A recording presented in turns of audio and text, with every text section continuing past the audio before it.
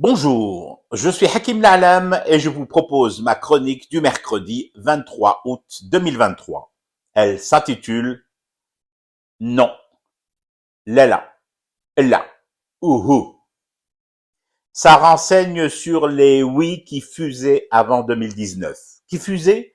Qui giclaient, oui, parfois avant même que des demandes ne soient formulées. Le oui bondissait d'un jet cajoleur, toutou et au pied Bobby. Et là quoi? Que se passe-t-il aujourd'hui?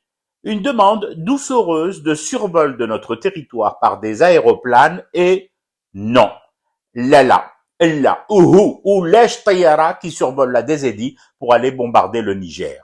La boule dans le gosier, on la voyait de loin, à des kilomètres du QG des armées de Fafa. Qu'il est loin le temps où des mini-conseils du gouvernement DZ se tenaient dans l'un des salons du Val-de-Grâce ou de l'hôpital des armées invalides.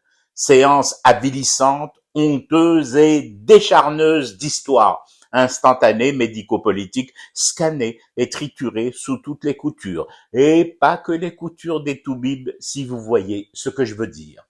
Qu'il est encore plus loin ce temps maudit où des freluquets embarquaient les sceaux de la République, trop pressés de cupidité, incapables d'attendre le retour en convalescence du frangin pour signer, paraffer, avaliser la rapine des copains et de la famille Glia. Ça doit faire bizarre tout de même aux oreilles de ceux qui se croyaient tout permis d'entendre un refus net et ferme. Ceux qui pensaient que la table algérienne était de tout temps ouverte, couverte de mets en mode buffet à volonté.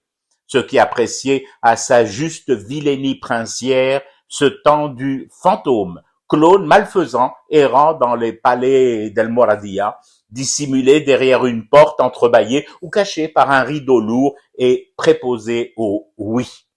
Ce doit être déstabilisant d'entendre ces trois lettres projetées. Non. Oh, ce n'est pas encore la réindépendance après la recolonisation du pays le 27 avril 1999. Mais on y va, on en prend le chemin, on réapprend à dire lala lorsque les balais aériens veulent s'inviter à nouveau au-dessus de nos têtes autrefois baissées. On découvre une capacité de rotation des vertèbres cervicales que l'on pensait irrémédiablement perdue, celle horizontale. Mais attention, la fin de la verticalité docile ne signifie pas que nous avons gagné, qu'enfin nous avons effacé ce temps maudit où un ministre de la République se voyait contraint de descendre froc à la police des frontières d'Iel là-bas. Elle là, nous n'y sommes pas encore, mais nous y bossons, on y travaille avec abnégation. Il est beau, le pays qui décide enfin, souverainement, de qui peut et de qui ne peut surtout pas voler, papillonner dans son ciel.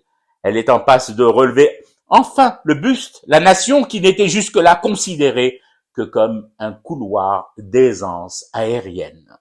Je fume du thé et je reste éveillé, le cauchemar continue. C'était Hakim La'alam, je vous retrouve demain pour une autre chronique et une autre façon de dire son amour à l'Algérie.